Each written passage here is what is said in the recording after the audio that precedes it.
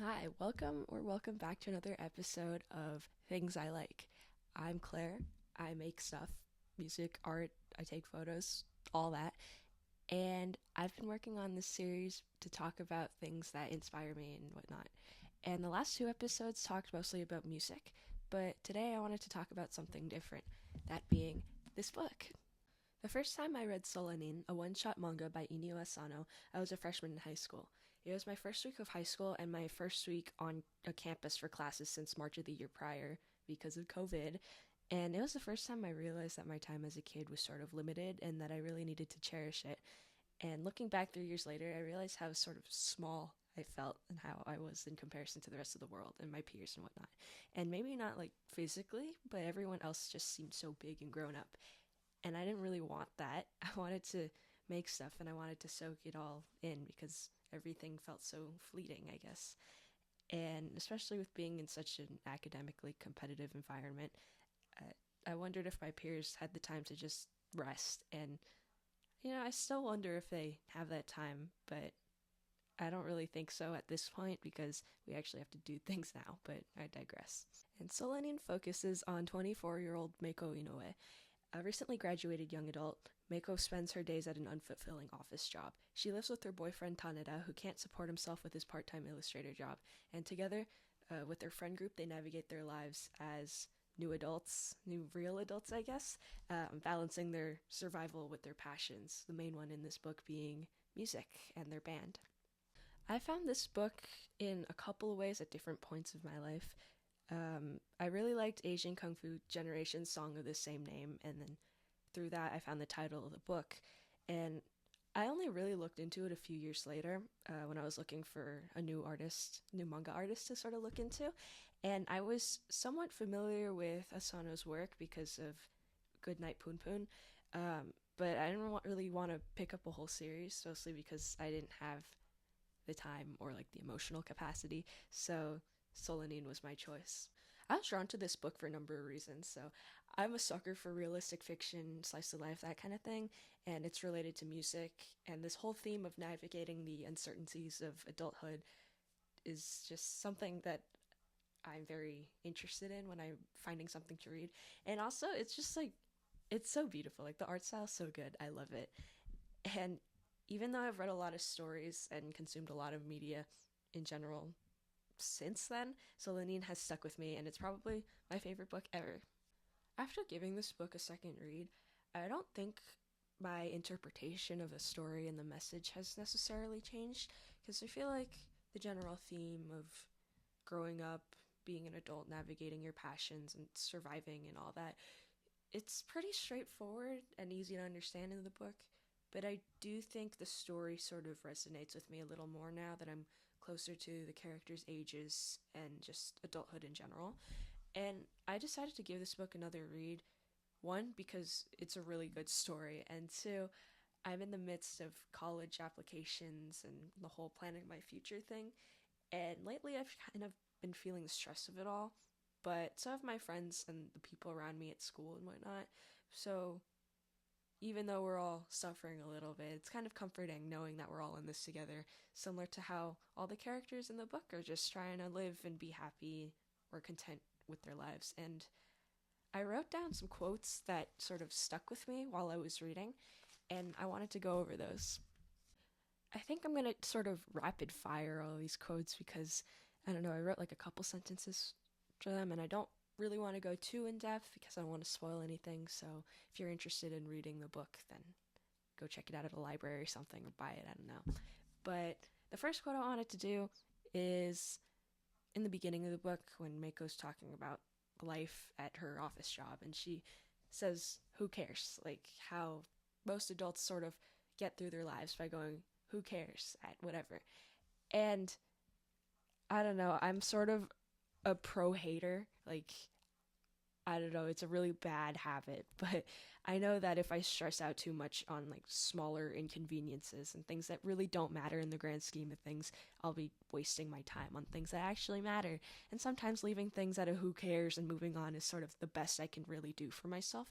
And really, I can't dwell on things for too long because it wastes time. The next one I wanted to talk about is actually the first one that I wrote down, but it's just second chronologically. It's also sort of in the beginning of the book, and that's when one of the other characters in their sort of friend group, her name's Ai, she tells Mako that love is a miracle you create yourselves, don't give up until the very end. And this sort of reminded me of all the relationships I've had with the people around me and how each bond has shaped me to be the person that I am now. And family, friends, ex-friends, whatever, I'm grateful, at least to some extent, to have had them all in my life at some point, even if things turn sour over time. The third quote I have written down is when Rip, he's in the band with some of the other characters, he says, maybe it's good enough to just live. And I wrote that down because I sort of find myself in search of something grand a lot of the time, chasing the bold and the glamorous, but do I really want that? Like, I think of the times where I've felt the most at peace, and I don't know, it's just the little things, like the walks that I take in the mornings, sitting around with friends, journaling in silence, and just a quiet life is good enough. It doesn't have to be flashy and big and whatever. This next one on my list is not so much like a specific quote, but it's more like a scene in the middle of the book, middle end of the book.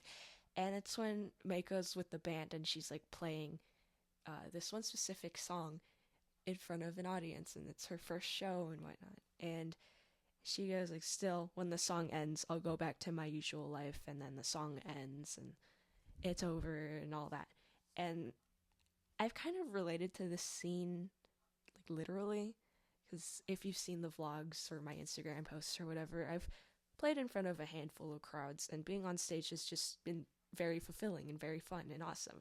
And being able to let go for a second to just focus on giving my best performance is almost like meditation in a way, I guess. I don't know how to put it, but I don't know, I felt the same feelings as Mako in these situations. This sort of, not, I don't know if disappointment's the word, but that sort of feeling, like having to return to the mundane, the everyday. But I don't know, it makes it all rewarding, like that sort of dopamine rush, I guess. The last quote on my list doesn't actually come from a character in the book, but it's Asano's afterword at the very end of the book.